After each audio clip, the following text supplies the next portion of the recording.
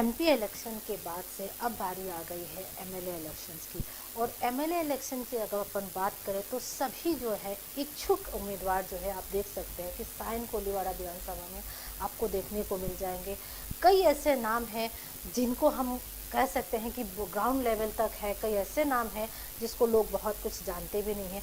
इसी सिलसिले में हम बात कर लेते हैं सुफियान बनो से, जो यहाँ के कॉर्पोरेटर हैं और उनको कई स्तर से यानी कि जनरेशन आफ्टर जनरेशन जो है उनका राजनीति से जुड़ाव है, ग्राउंड लेवल तक काम करते हैं, माना चेहरा है कांग्रेस का।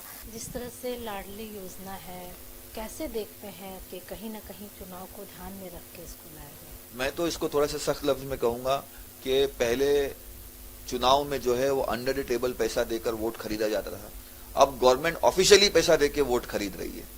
चुनाव लेट कर दिया गया। सोचिए, लोकतंत्र में चुनाव से खेला जा रहा है।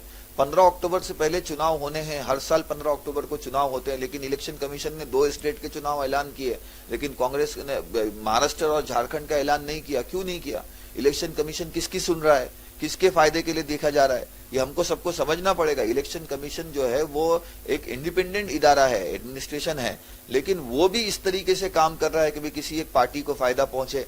हाँ, ये दर्शा रहा है क्लियरली। मैं पिछली बार भी जब चुनाव हुए थे 2019 में 4 स्टेट के चुनाव साथ में हुए थे, तो अब की बार 2 स्टेट के चुनाव अभी हो रहे हैं, 2 स्टेट के चुनाव बाद में हो रहे हैं। और कितना मतलब हल्का रीजन दिया जा रहा है कि बोले त्योहार है, तो त्योहार सिर्फ महाराष्ट्र में है, त्योहार हरियाणा में नहीं है, दिवाली हरियाणा में नहीं मनाई जाती है। और इलेक्शन कमीशन दिवाली का जो है वो बहाना दे रहा है कि बोले हरियाणा महाराष्ट्र में दिवाली है, इसके लिए इलेक्शन बाद में। तो ये सब ऑफिशियली जो है वो रिश्वत देने के रास्ते हैं कि भाई कहीं ना कहीं वोट खरीदने के लिए लाडली बहन, लाडला भाई, लाडला फला, लाडला। अगर करना होता तो 5 साल से सत्ता में हो, पिछले 10 साल से सत्ता में हो, क्यों नहीं किया?